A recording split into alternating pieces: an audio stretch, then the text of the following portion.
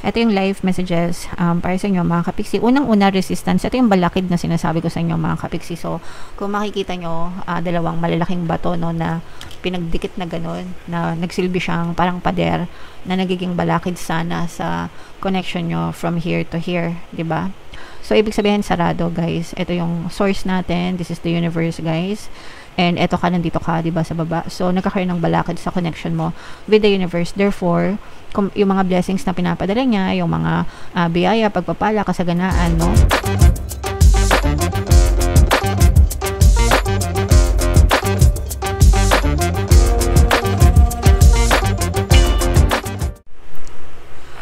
Hello guys, hello Taurus, welcome back to Pinoy Pixie Tarot. Ang pamagat ng episode natin for tonight is OOTM, Oracle of the Month, para ngayong December guys, para sa Taurus, Sun, Moon, Rising Sign, and Venus. So mayroon tayong tatlong set ng decks dito guys. Ito yung para sa spiritual message nyo, ito yung para sa life messages, and ito naman yung para sa love life mga kapixie.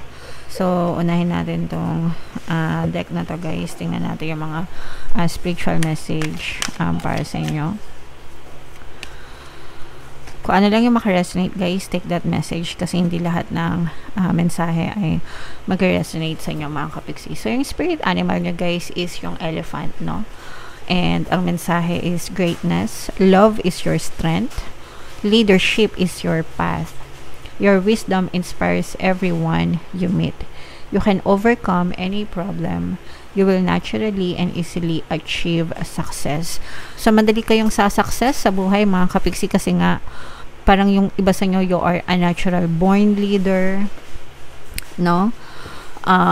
Yung strength nyo, yung lakas nyo, mga kapiksi, yung strength nyo, galing sa pag-ibig. So, pwedeng pag-ibig yan sa pamilya, pag-ibig sa mga mahal nyo sa buhay. Parang sila yung nagiging inspirasyon nyo para sa kanila, kaya kayo bumabangon, para sa kanila, kaya kayo nag-i-strive sa buhay nyo, mga kapiksi. Okay?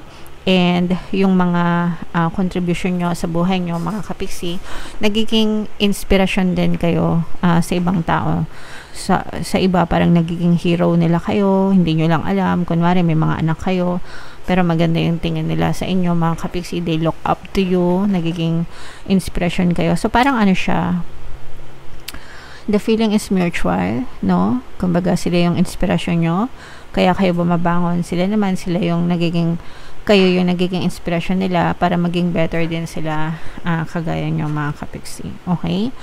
And kayang-kaya nyong malampasan yung mga problema na binabato sa inyo sa buhay, matatag, malakas, no?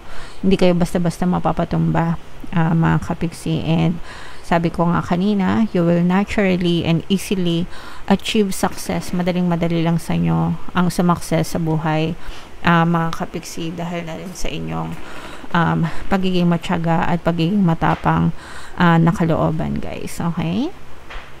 So, imayin-mayin nyo na yung mga success, tagumpay sa buhay, Taurus. So, ito naman yung life messages, guys. Shuffle natin to. Habang sinashuffle ko to, mga kapiksi, panoorin nyo muna yung video natin regarding sa ating paano mag-manifest ng abundance video course. Kapiksi, sawa ka na ba sa mga struggles at hirap sa buhay mo? Masipag ka ba at masikap sa buhay ngunit hindi ka pa rin umaasenso? Ilang beses ka na bang nag-attempt magnegosyo at mag-invest pero palagi ka pa rin nalulugi? Sa pagkakataon na ito ay maaaring may subconscious beliefs ka na nagiging balakid sa iyong pag-unlad at pagyaman. Introducing, paano mag-manifest ng abundance video course. Dito ay matututunan mong ma-overcome ang mga balakid mo para tuluyan ka ng umunlad, umasenso, sumagana, maging matagumpay, successful at maswerte sa iyong kabuhayan, pera, trabaho, negosyo sa lapi at kaperahan ng bonggang-bongga. Dali, mag-send na ng email sa pinoypixie@gmail.com at simulan na ang iyong pagyaman ngayon. Alright, so sa lahat ng gusto mag-avail ng course guys, mayroon tayong paano mag-manifest ng abundance video course, paano mawala ang third party at magkaroon ng harmonious na relationship, and paano pabalikin si ex vice breakup. Sa mga interesado guys, mag-send lang kayo ng email sa pinoypixie@gmail.com. Ito yung live messages para sa inyo mga kapiksi. Unang-una, resistance. Ito yung balakid na sinasabi ko sa inyo mga kapiksi. So, kung makikita nyo, dalawang malalaking bato, no, na pinagdikit na ganun, na nagsilbi siyang parang pader, na nagiging balakid sana sa connection nyo from here to here, 'di ba? So ibig sabihin sarado, guys. Ito yung source natin. This is the universe, guys. And eto ka, nandito ka, 'di ba, sa baba. So nagkakaroon ng balakid sa connection mo with the universe. Therefore, yung mga blessings na pinapadala niya, yung mga biyaya, pagpapala, kasaganaan, no, na galing dun sa source, hindi siya bumabagsak sa inyo, hindi nyo siya nararanasan dahil dito sa mga balakid na to, mga kapiksi. So ito yung mga resistance, mga balakid na paulit-ulit kong sinasabi sa inyo kapag nanonood kayo ng mga videos ko. So itong mga balakid na to, ba't kayo nagkakaroon ng mga balakid, guys? This is because of your negative thoughts and emotions. So yung mga negative na iniisip nyo ng paulit-ulit, mga galit, anger, hatred, resentment, grudges. Sa abundance, guys, ang usual na balakid is yung pagrereklamo, stress, worry, anxiety, yan. Yan yung mga number 1 subconscious money blocks nyo, mga kapiksi. So, pag palagi kayong ganon, hindi talaga bubukas yan, mga kapiksi. Ganyan lang talaga yan, mabablock yung blessings nyo, guys. So, paano ba ito naaalis, itong mga balakid na to? Gratitude, guys, pagpapasalamat. Imbis na mag-focus kayo sa mga problema, sa mga stress, sa mga worry, bilangin nyo yung mga blessings na meron kayo. Kahit gaano kaliit yung mga blessings nyo, guys, bilangin nyo, be grateful, magpasalamat. Ay, salamat, nagising pa ako ngayong umaga. Ay, salamat, humihinga pa ako. Ay, salamat, healthy pa kami. Ay, salamat, may pambili pa kami ng ulam. Yung mga ganon, guys, no? Yung mga ganon, dun kayo mag-focus kasi mawawala yung focus nyo sa mga kanigahan, guys. And unti-unting bubukas yan. Parang open sesame yan, mga kapiksi, bubukas yan. And mararamdaman nyo na magiging maalwan yung pagdaloy ng biyaya, mga kapiksi. Okay? So, practicing yung magpasalamat, guys. Imbis na magreklamo, maghanap ng mga blessings and be grateful sa lahat, mga kapiksi. Okay? And ito naman, guys, ay mga halaman. Literal, for some of you, guys, no, maaari kayo mag-ani sa mga kapiksi natin na nagfo-farm or nasa agrikultura, di ba? Literal na maaaring may harvest kayo ngayong season na to. So, pera-pera yan, guys. And figuratively naman sa iba, ibig sabihin, guys, yung mga effort na tinatanim nyo,